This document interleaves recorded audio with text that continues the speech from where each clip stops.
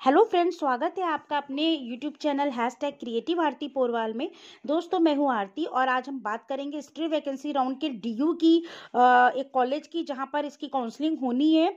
दोस्तों, बच्चे बहुत परेशान हैं डीयू में काउंसलिंग कहां करवानी है। तो दोस्तों, गुरु गोविंद सिंह इंद्रप्रस्थ यूनिवर्सिटी में द्वारिका न्यू दिल्ली में यहाँ पर स्ट्री वैकेंसी की काउंसलिंग होगी। इसका नोटिफिकेशन आ गया है। पूरी न्यूज़ देने से पहले अगर अभी तक आपने मेरे चैनल को सब्सक्राइब नहीं किया है तो सब्सक्राइब कर लीजिए और उसके आगे जो बेल आइकन का बटन है उसे प्रेस कर दीजिए, ताकि सारी लेटेस्ट इन्फॉर्मेशन आपको मिलती रहे। और अगर आपको ये वीडियो अच्छा लगे तो इसको लाइक और शेयर करिएगा। तो चलिए दोस्तों, आपको बताते हैं, ये गुरु गोविंद सिंह इंद्रप्रस्थ यूनिवर्सिटी की साइट है। उस पर आप जाएंगे, जब उसमें नोटिफिकेशन दिया हुआ है detail schedule for offline counselling of stray vacancy round for MBBS। ये खाली MBBS के लिए काउंसलिंग होनी है। Conduct of offline counselling for stray vacancy round to be held on 12th January for admission in MBBS program in the respect of the following medical college affiliated with Guru Gobind Singh Indraprasth University, New Delhi।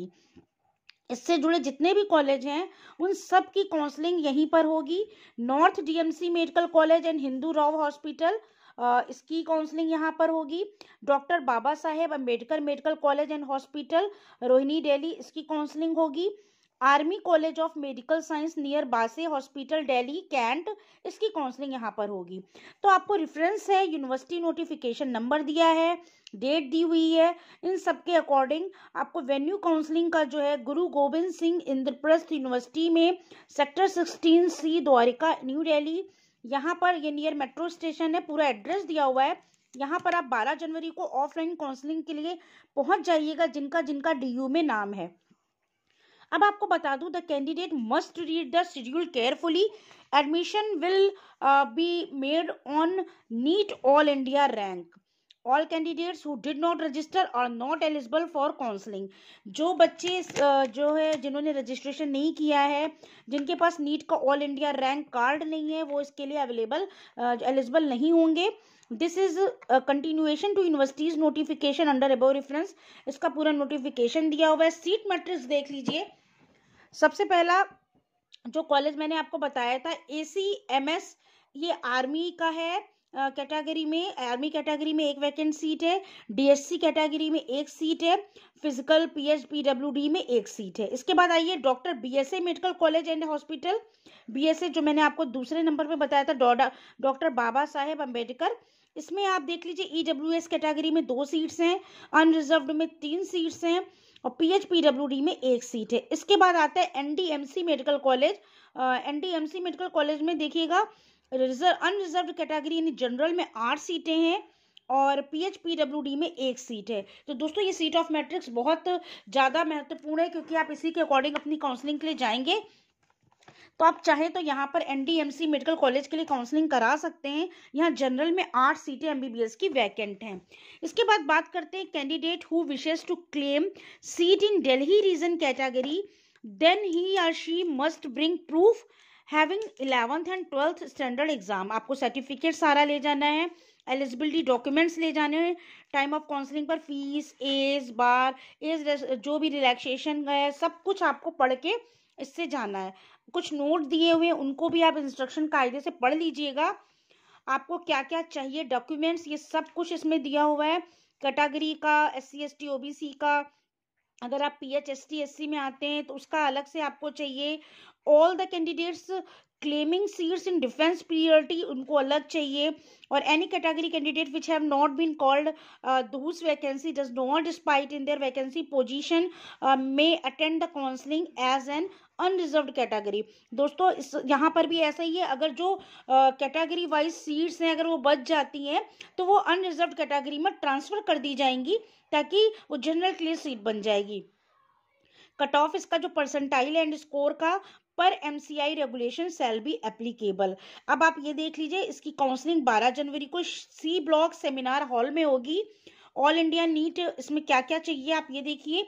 All India NEET rank 1 से लेकर ऊपर तक के सभी बच्चों की, Delhi PHPWD category की आप देख लीजिए। Candidate seeking admission against the seats reserved for Delhi, आपकी जो काउंसलिंग है 12 तारीख को होगी 10 बजे से।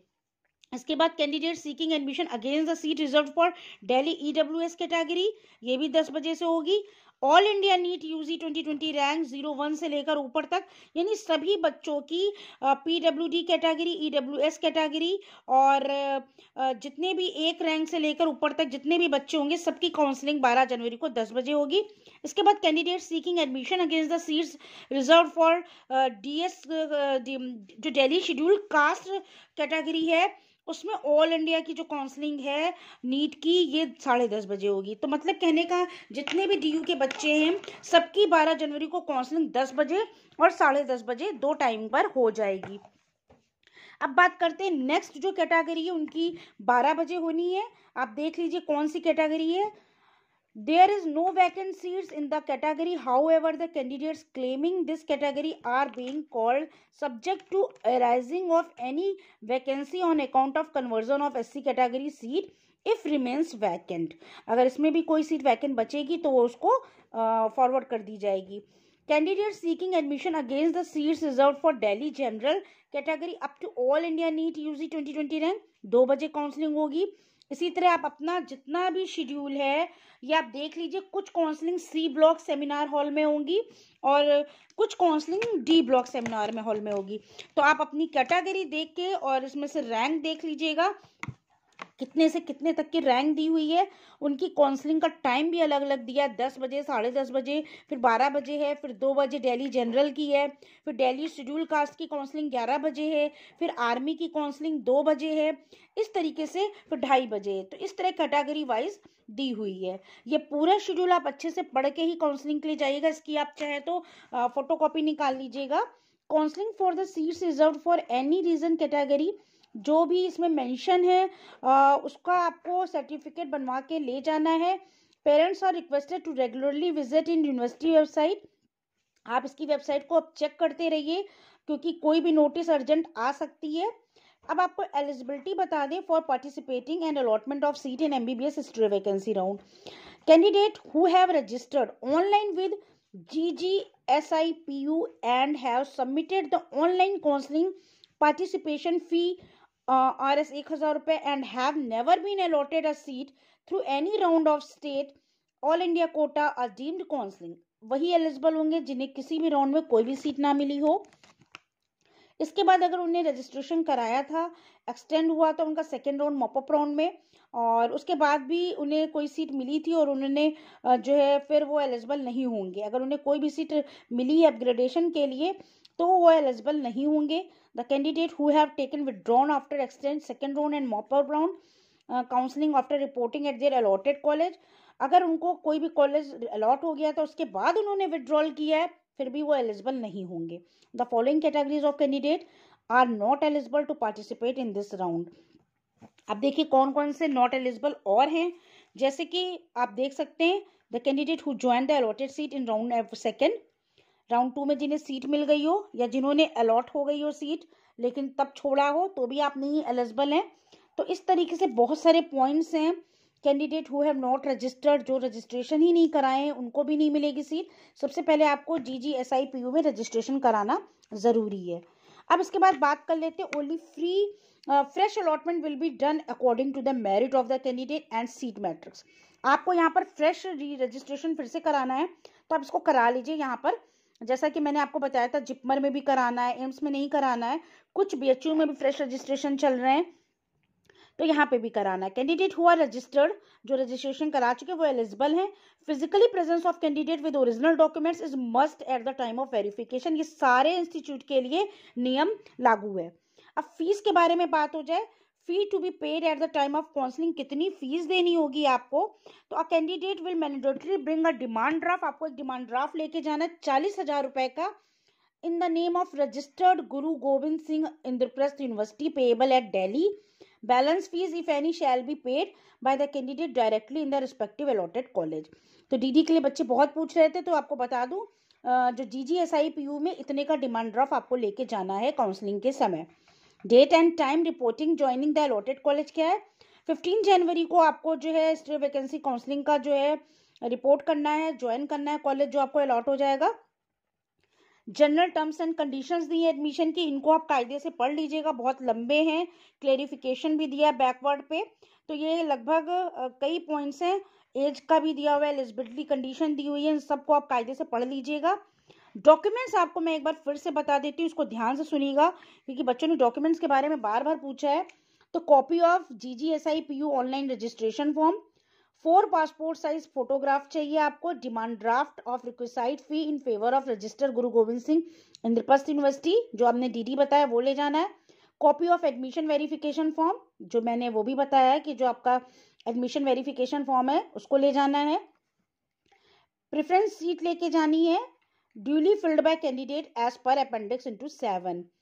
इसके बाद मैट्रिकुलेशन हाई स्कूल का सर्टिफिकेट मार्कशीट, इंटर की सर्टिफिकेट मार्कशीट, करेक्टर सर्टिफिकेट भी लेके जाना है, यहाँ पर SC ST का जो सर्टिफिकेट है वो लेके जाना है, और जो करेक्टर सर्टिफिकेट है not more than 6 months old, 6 महीने से ज़्यादा पुराना भी नहीं होना चाहिए, और आर्मी कैटेगरी तो आर्मी का होना चाहिए। मेडिकल सर्टिफिकेट भी चाहिए आपका कि आप पूरी तरह से स्वस्थ हैं।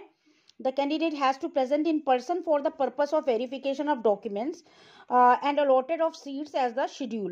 The candidate must produce original certificate for the purpose of verification. ये मैं बता चुकी हूँ आपको। इसके बाद allotment of seat of candidate will also be cancelled if the candidate already holds a seat and by allotment through any rounds of any seat. अगर आपको किसी भी राउंड में कोई भी सीट मिली होगी तो ऑटोमेटिकली आपकी यहाँ पर अगर आपको सीट अलॉट हो गई तो भी आप वो कैंसिल हो जाएगी। Any other terms and conditions as defined applicable for counseling, programming, academic session 2020-21. All concerned candidates, stakeholders in their own interest are advised to visit regularly the university website. आप इसकी वेबसाइट को regular check करिए, कभी भी कोई urgent notice यहाँ पे आ सकती है।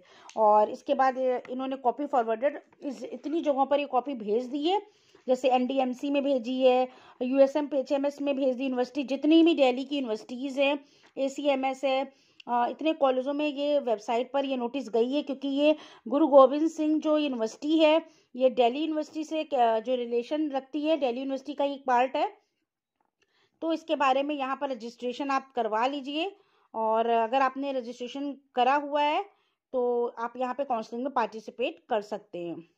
तो दोस्तों ये पूरी न्यूज़ थी गुरु गोविंद सिंह इंद्रप्रस्थ यूनिवर्सिटी के बारे में। तो अगर आपको ये न्यूज़ अच्छी लगी तो मेरे चैनल को सब्सक्राइब करिएगा और मेरे वीडियो को लाइक और शेयर करिएगा। इसमें मैंने आपको सारी जानकारी दे दी है, DD की भी, और आपके जो डॉक्यूमेंट्स हैं, शेड्यूल है, एलिजिबिलिटी है, सब कुछ बता दिया है।